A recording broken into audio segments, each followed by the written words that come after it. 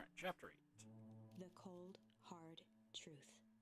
That Gran isn't my Gran and she's secretly the bad one? Beck leapt up, allowing the suction to yank her into the dark. Dimness eclipsed around her like the shutter of a camera as she seemed to cover great distance in mere moments. Her only points of reference were glints of upcoming turns, which approached with frightening speed, only to carom her gracefully along. She heard the tinny, distant echoes of Rollo's glee. Once she stopped fighting against it, the ride was impossibly smooth. Then, all of a sudden, as if minutes had passed in an instant, light blazed into view. Why is it snowy there? A burst of wintry air snuffed across her face, and she was flung out into the cold. I already forgot what the first tube was.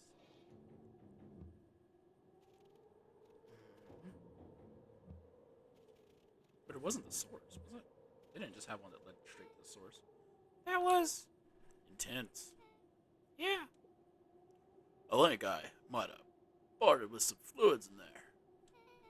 Any idea where we are? Also, we just apparently went through his pee? Because he went first? Somewhere cold. Doesn't look like. Why he's not part of the group?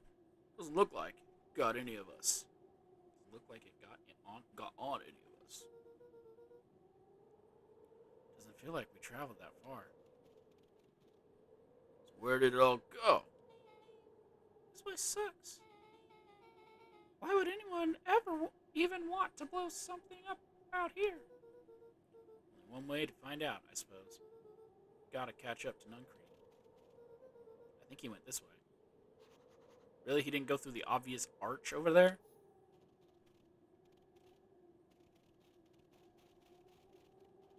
Because to me, it seems like he went through this arch up here.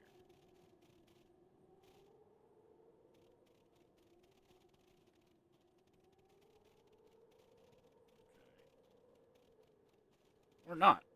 It seemed like an obvious arch. Way. But okay. Looks like we aren't getting back that way. Oh. This looks familiar, yeah. Maybe we can clean off the snow. No time, Nuncrete's getting away. The explosion already happened and we survived because we were in the tube. That's the Beacon Pine sign. That's my house. Or that's where it would have been. Go to the past? Are we actually time traveling now?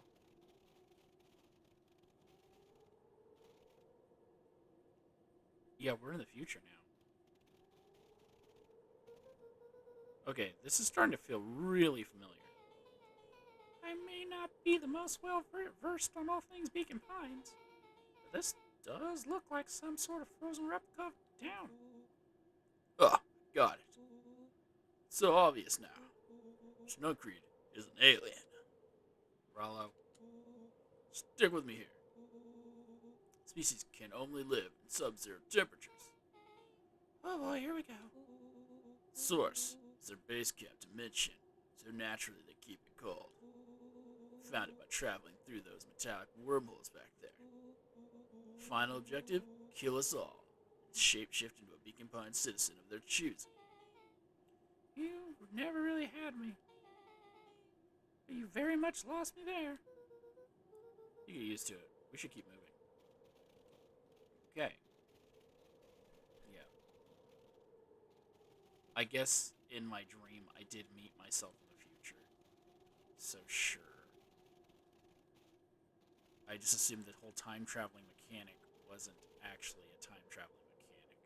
As they rounded the corner to the frozen town square, they spotted Mr. Nuncrete inching cautiously toward a pit at its center. He held his arms out gingerly, as if approaching a beast in the wild.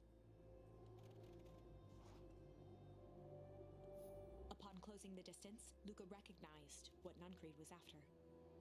Gran stood confidently at the edge, one arm outstretched over the abyss. Nearby, a wheelbarrow had been emptied out. She held a lit torch, which flickered in the bitter wind. We can't move though. Jennifer, I don't know what you think you're doing, but I assure you, this is not going to solve anything. If you drop that, you've doomed this whole town. Oh, it wasn't. Oh, it wasn't me who doomed this town. I've been watching you, Joseph. I know what you've done. You and your conspirators. Grand? What's happening? Luca, you and your friends need to leave right this moment. Mr. Nuncreed turned back toward the kids, desperation in his eyes. Listen to your grand, Luca. This is between me and Juniper. Rollo and Beck held steadfast in awe. Luca approached closer. Mr. Nuncreed spun back toward Gran, his voice growing louder. You've got it all wrong, Juniper. Just hand over that torch. You don't understand what you're doing. How could I possibly trust you to do the right thing? Bob told me everything. Trusted you. You betrayed that trust. Luca, did you know that this man's entire life is a lie? If it weren't for him, your father might still be alive. Mr. Nuncreed winced with anguish. His voice hardened. That's not true. I just shot him in the face. I didn't know it was going to kill him. They both now yelled, not to each other, but at fate itself, making their peace with long-held burdens. The wind howled with encouragement. Walt was like a brother to me. We just had different ideas on how to effect change. Very convenient that your way just happened to line your pockets. Now, that's not fair. I'm rich. They menaced at each other, both catching their breath. The moment balanced on a knife's edge. Luca just scratching like, I don't know what's going on. Oh, don't end the chapter Amid there. a blur of emotions and memories, Luca's mind flooded with questions. No, it's gonna The be, wind I gotta calmed, as if to give him the stage. use a charm. He began to. Oh, And Tell in me the at this- stillness, he began to weep. It was all just too much. Falling to his knees, Luca whimpered softly. The tears crystallized as they hit the snow. Gran stared at Luca for a moment with warm sympathy, remembering why this was all necessary. This'll all make sense soon, Luca. Then everything can go back to normal. I promise. She stiffened up and brandished the torch at Mr. Nuncreed. You can't hide behind those people any longer, Joseph. Once their precious source is destroyed, we'll see where their loyalties fall. Juniper, don't. Ignoring his final plea, Gran flung the torch into the deep darkness. And we all freeze again.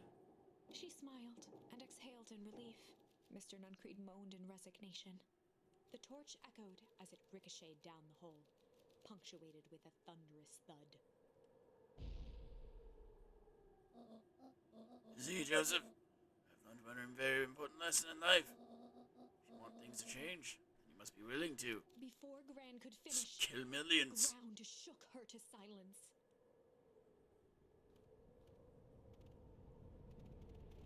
Ah! Blame other people! That's what it is. If she's learned one thing, you must be willing to blame Gran others. only had time to spin around and run to Luca. Her attempt to shield him, an honorable but trifling act.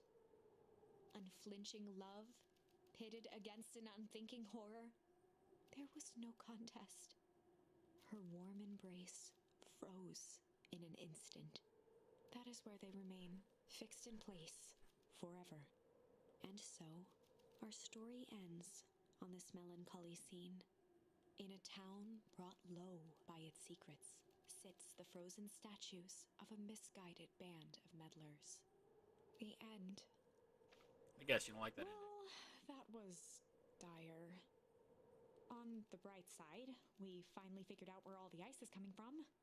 Now, We just need to find a way to deal with a mystic, unfathomable force of nature. Oh, look at Gran there. That's a pretty epic photo. Okay, can't do that. Guess we're going all the way back to the broken branch. Luca drew himself up and decided to take the only option that he had left. Light! Luca drew himself up and decided to take the only option they had left. Flight. He squinted down the barrel of the mission control defense cannon, aiming it through an opening in the dense tree branches.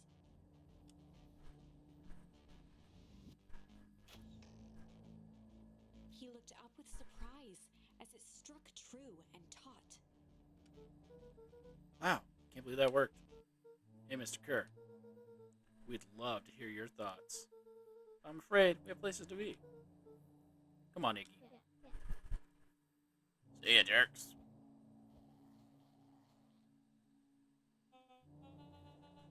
Fine. We know where that leads them. This way. We'll take the tunnels.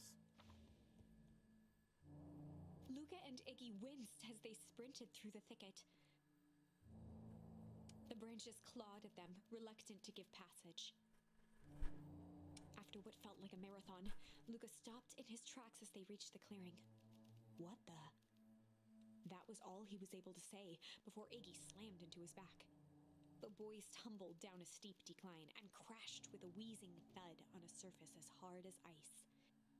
In fact, it was ice. Chapter 5. Oh, that's where that one ends.